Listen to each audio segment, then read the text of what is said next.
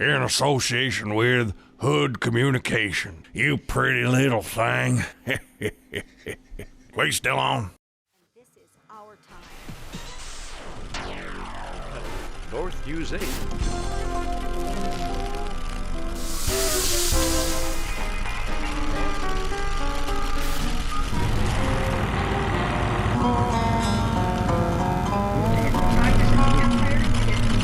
What they wanted to do was follow the play.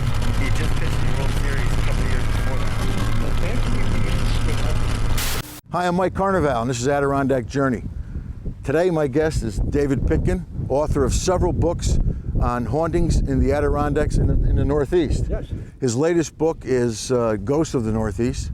And David, I understand you got some stories for us today. Well, this just up the mountain from us is the old mining village called Graphite, which is now a ghost town. It's abandoned, but at least 3 real good ghost stories survive from those days, and we'd like to share those with the viewers today. Great. Right now we're in the Hague Cemetery, which is just down from Graphite. Incredible stuff, incredible stories. So stay tuned and stay with us. Good. Did you hear that?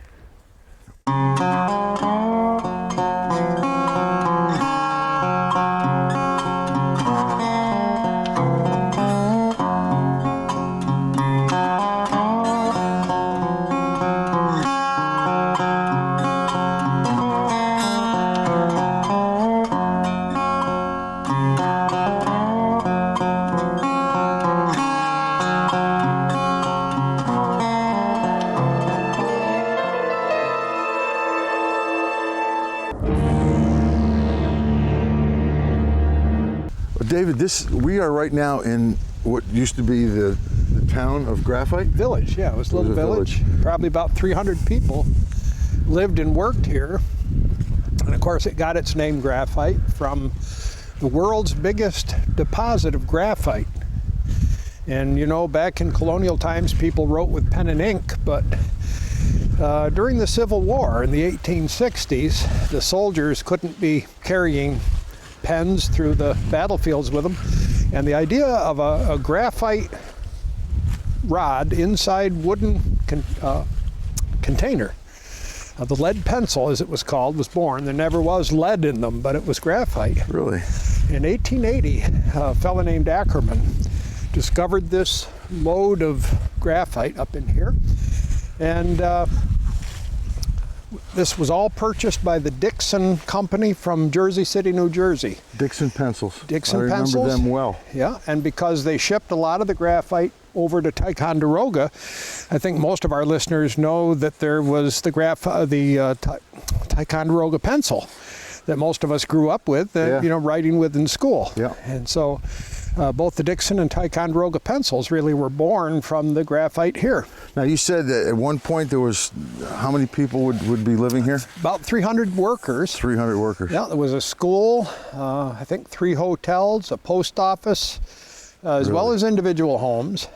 There probably were cemeteries either in or close by. We'll be talking about cemetery in a while. But this was a bustling community. This was the center of the town of Hague.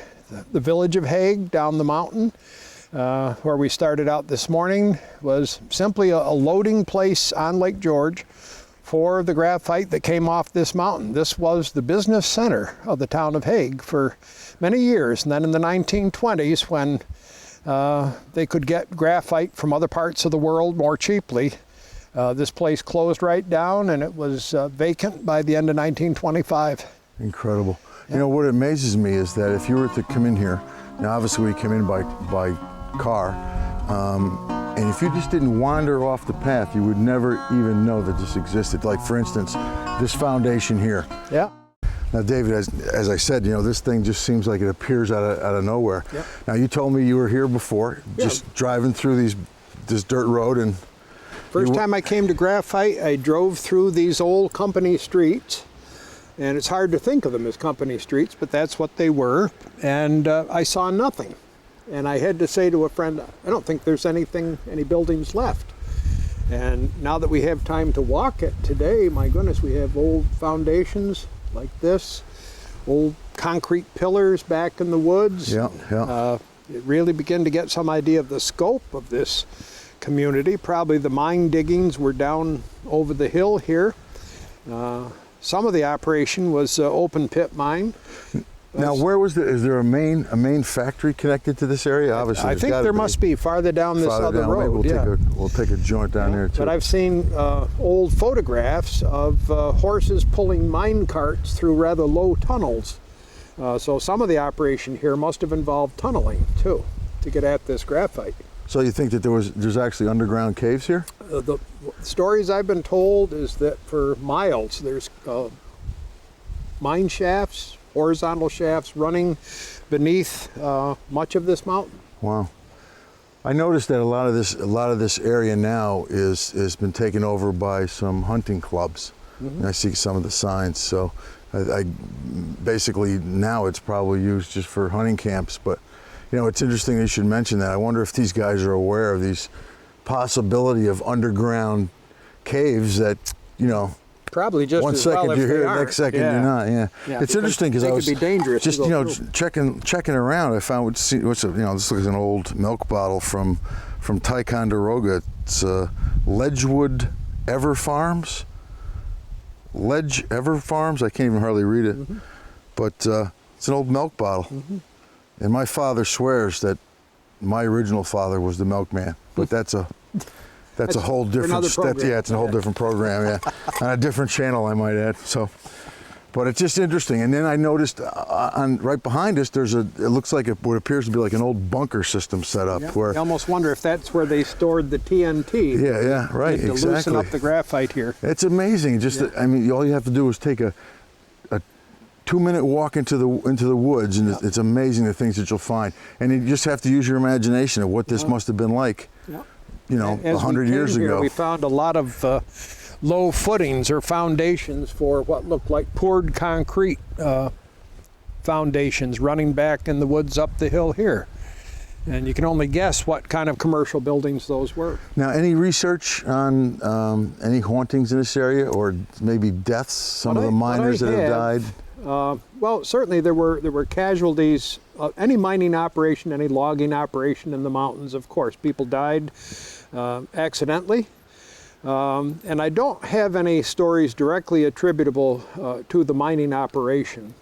But years ago, I ran into a wonderful old fella from Schuylerville, New York, whose name was Howard Hayes. And Howard's relatives had a farming operation up here near Graphite.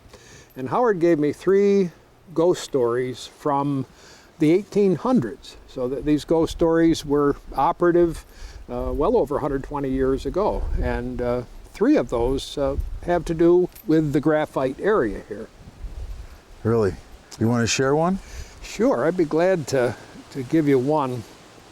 Allegedly. Well, we're hoping that you may give us all 3. Oh, well, yes. Eventually, in the course of the day. You can twist my arm. Okay, all right. Allegedly, there was a stranger who came to town. Always the best stories start with a stranger. Always a stranger. And this fella dressed in black, and somewhere near the old schoolhouse here in Graphite, he bought an already existing old house. And as I say, he dressed in black. He was not seen much by the local people. And of course, what we don't know, we fear. And so a lot of the young fellas, especially in the community, thought maybe he looked like the Grim Reaper. They thought he was scary. And so one night, long about Halloween, of course, these youngsters saw the farmer's wagon coming along a rather steep cut on a road on the mountainside here, and they decided to ambush him and scare the living daylights out of him because he scared them. And so they waited on a hillside, and just as the driver in the wagon came abreast of their position, the boys all hooted and hollered and yelled and jumped at the wagon.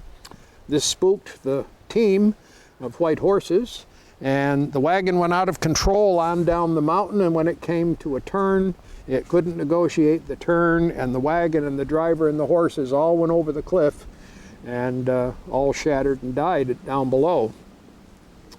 Well, eventually this fella's heirs came and took possession of the house here and lived in it for a while and decided to sell it rather abruptly.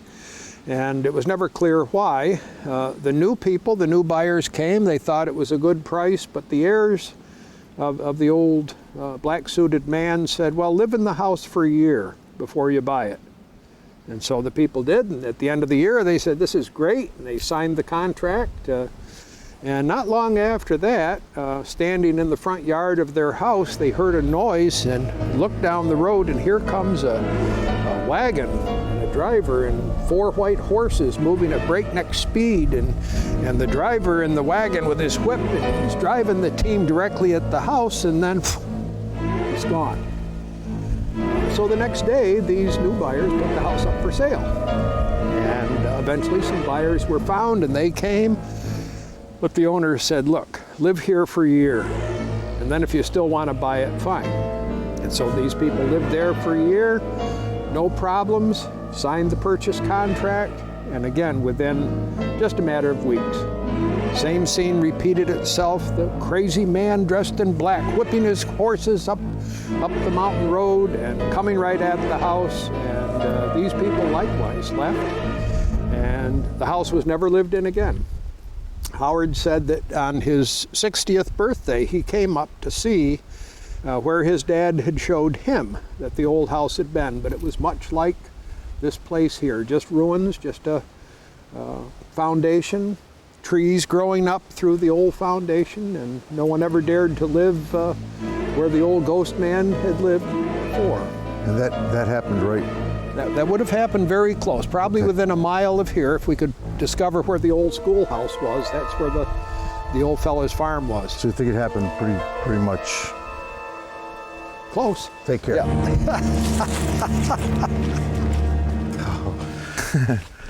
David, here's that bunker that we saw from the road driving in. Now this is probably, I don't know, 30, maybe 40 yards max from the road. Right. And if you just didn't take this little venture in, you wouldn't have even seen this. Well, it's right behind this big foundation here, Mike. I wonder if that was part of the factory operation. And notice this is almost like reinforced inside there. You wonder what was stored here. And you've got this opening right here. For ventilation, maybe. Could be. Do you think this is where they stored TNT? Well, you look at this big, just the construction of this thing reminds me of some ammunition storage facilities I've seen on air bases. Right. And so this is pretty well, and it's all revetted by dirt on, soil on the outsides. And this concrete here must be at least 2 feet thick. So. But I wonder if they would keep, like you said, the foundations here, and there's another foundation there. I wonder if they would keep other structures so close to an area if they were storing TNT. I mean, I don't know anything about TNT. I don't either. So I'm glad I don't know anything about it. Exactly. Yeah. So from what we understand, we're going to say this is where they kept the TNT. You want to go inside? Sure. You do?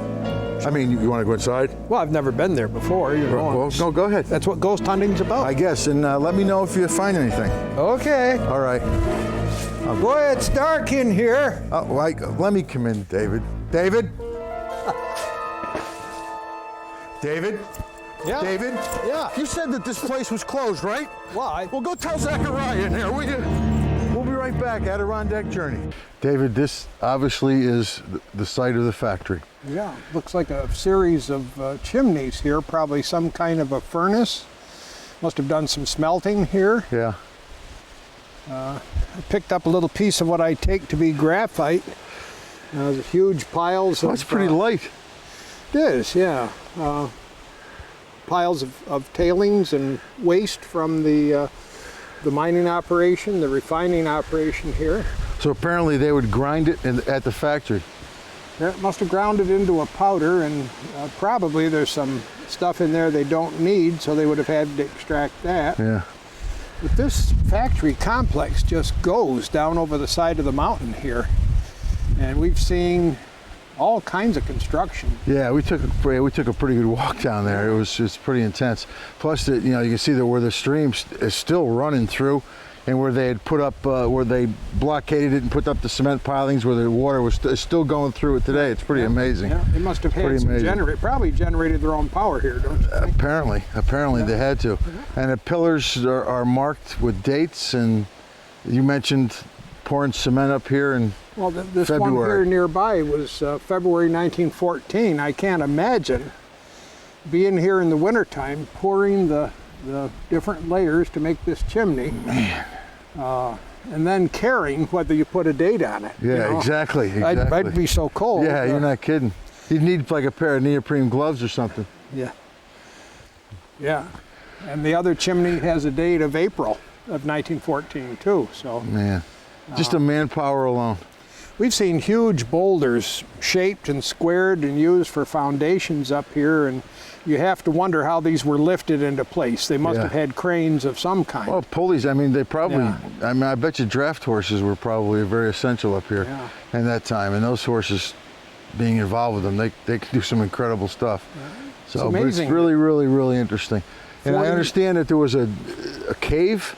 A mine shaft, probably mine a horizontal shaft. Right. Over here, probably ran through the mountain right there, if our guide is correct. And the thought is that it must have run, the tunnel must have run allegedly over under the North Pond parking area. So that's right across Route 8. So how far would that, how many, as far as miles? I'd say a half mile probably going back. Yeah, Yeah. at Unbelievable. least. And as I said before, I think from the bit of information I've gotten that there's like a honeycomb of mine shafts radiating from this area where they went back in and just dug out this graphite. What I'd like to do is, I heard that there was supposed to be a hotel here. Be interesting to see if we can find it. Yeah, let's go see if we can find that, or what may have been What's left. the area. Yeah, exactly. Great graphite, good stuff. Start our own pencil factory. Yeah. If I only knew how to write. David, from all the area that we covered today, this area right here seems like the biggest foundation that's left. You Yeah. think this possibly could have been the hotel? Well, it almost seems as if all the mining operations are down over the hill where we've been.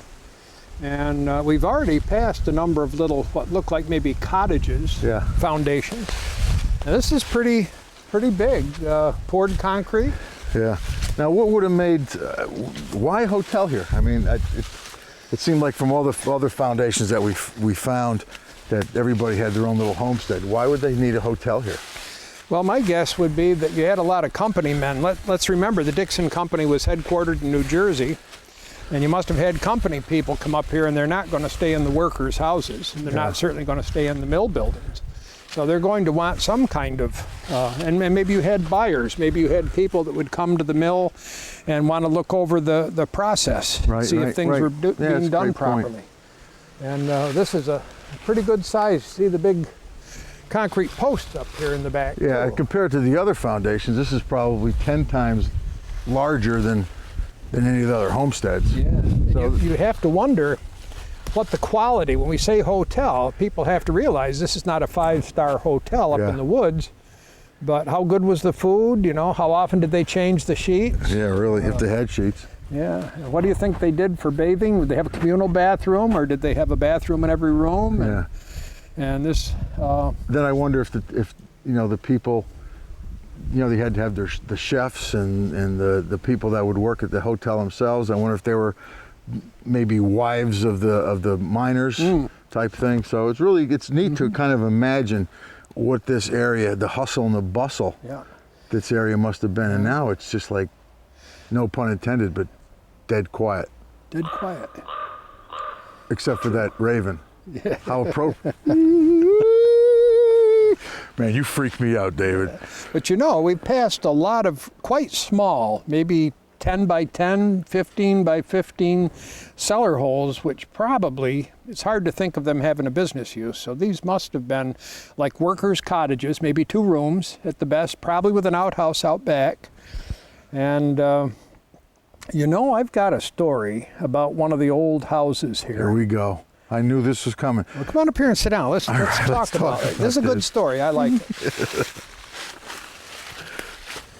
Well, you know, this story probably dates from the 1880s, probably not too long after this mining operation began. And yet, the house in question was an older house. It had been lived in for some time.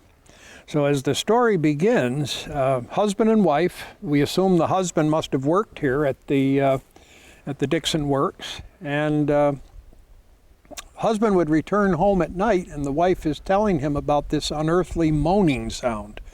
And the husband listened and listened. He didn't hear anything, and yet every day he'd come home and she would have this story of the moaning sound, and it was driving her crazy.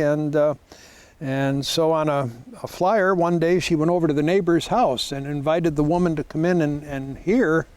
And the woman stood around for a couple hours and heard nothing, and left with maybe a comment or two over her shoulder, you know, about, and this is what often happens to people that experience ghosts. They think they're nuts.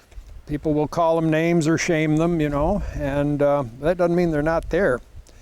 So then in desperation, the woman called her sister to come stay with the family for a while, and soon after the sister came, the sister said, "Hey, what's that moaning sound?" And so the woman said, "Good, I knew I had it together, but what do you do about a ghost?" The average person might not know. Does the ghost go or do I go? And the woman decided she'd go. And so the husband came back from work one night, and here's a note on the table saying that, from the wife, "I've moved over to such and such a house about a mile away, and you put the place up for sale, and when you've sold it, you come over and live there." And so the husband put it up for sale. Fortunately, a new couple bought it and had plans for it, as most new buyers do. And they decided they were going to move the cellar stairs to the center of the house instead of along the side foundation where it had been. So the workmen, tearing out that old stairs, which apparently had been nailed into the rock wall, pulled a piece of wall off with the stairs, and out of that cavity in the wall rolls a skull, and then some rib bones and probably an arm bone, you can only imagine. And you probably imagine that the workers were somewhat surprised that day. So what do you do with a skeleton? Obviously hadn't been given a good, decent burial. I'm sure they cobbled together a box and took this skeleton off to a cemetery. After which, the new buyers never heard the sound again. And about a year later, the original housewife heard that the mystery had been cleared up, and she came back to the house. But this story has a strange ending, because the original housewife claimed that she could still hear the moaning sound, even though the present residents didn't. So this is always a problem with hauntings, that some people will hear, some will see. In some cases, people will see a ghost, and the other members of the family only hear it. Or someone will see a ghost and someone will smell a woman's perfume but never see anything. It's probably worst when only one member of the household perceives the ghost and everyone else starts. Yeah, right. You know, so it's a tricky thing to have a ghost and decide how to get rid of it. Yeah. Let me tell you something. While you were telling me that story, and I'm, you know, I don't scare easily, but for some apparent reason, I just got this wicked feeling that we were like, somebody's just like watching us here. So if you don't mind, I know you got one more story for us, but this place is starting to really freak me out. So if you don't mind, maybe we can move on and find another place to tell that story. Move on down the road. I just want to get out of here. Okay. Okay. Man, I'm telling you. I don't know, David. I don't know. Just something. Something was telling me. I noticed you were getting pale. I don't know. It's getting whiter and whiter as we went along. Maybe because I'm getting old. I don't know.